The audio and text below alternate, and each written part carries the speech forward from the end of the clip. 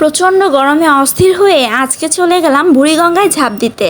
বহুদিন পরে কিন্তু ব্লগ আপলোড করছি, আশা করি সকলের কাছেই ভালো লাগবে। সো হ্যালো এভরিওয়ান, আসসালামু আলাইকুম, welcome back to my another blog. কাছে কিংবা দূরে, দেশ এবং দেশের বাইরে যে যেখান থেকে আমার আজকের ব্লগটি দেখছেন, আশা করি সকলেই অনেক বেশি ভালো আছেন।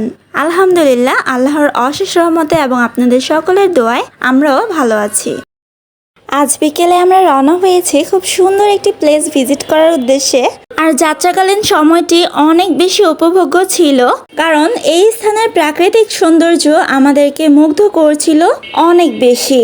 রাস্তার দুই ধারে গাছগাছালিতে ভরপুর সবুজের সমারোহ ও সেই সাথে নীল আকাশ দেখতে দারুণ লাগছিল। ছন্নছাড়া কাশফুলেদের সঙ্গে নিয়ে আমরা ছুটে চলেছি আমাদের গন্তব্যে। আমরা আজকে নারায়ণগঞ্জের খুব সুন্দর একটি জায়গায় যাব এবং তোমাদের সাথেও জায়গাটির পরিচয় করিয়ে দিব। আশা করি তোমাদের সকলের কাছে এই জায়গাটি অনেক বেশি ভালো লাগবে।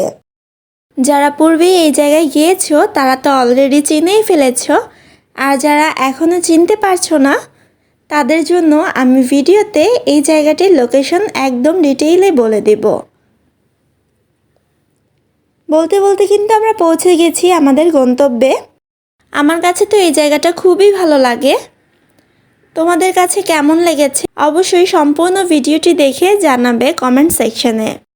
একদমই রিল্যাক্সিং একটা সময় কাটিয়েছি আমরা।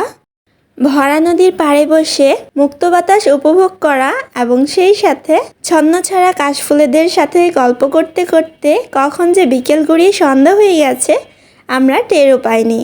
আমরা মুহূর্তগুলো খুব সুন্দরভাবে কাটিয়েছি।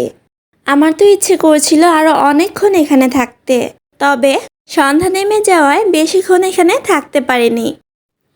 যতক্ষণ ছিলাম জীবনটাকে অনেক সহজ ও উপভোগ্য মনে হচ্ছিল।